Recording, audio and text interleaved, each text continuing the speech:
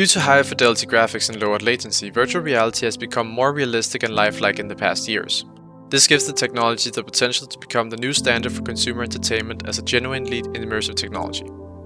However, some inherent shortcomings that lie within VR is the discontinuity between interacting with objects and not receiving any haptic feeling of weight or force feedback.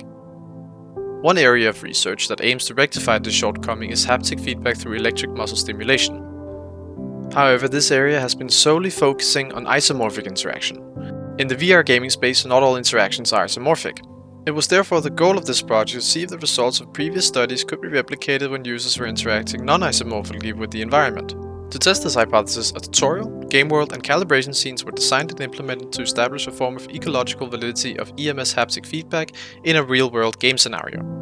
While interacting with objects, players will feel muscle stimulation on their antagonist muscles to those they would use when lifting objects on both the X and Y axis.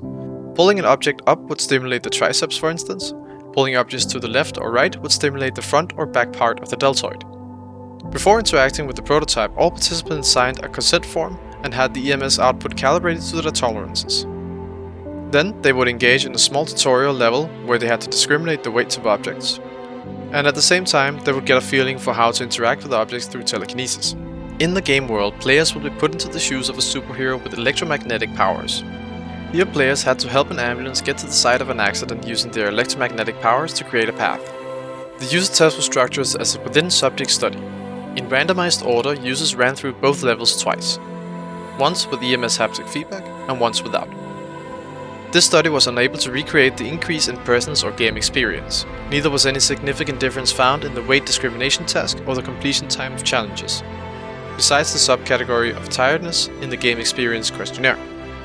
This project, however, has contributed to the fact that non-isomorphic interaction with EMS haptic feedback needs more research to definitively conclude if it has any promise as an added level of immersion to virtual reality.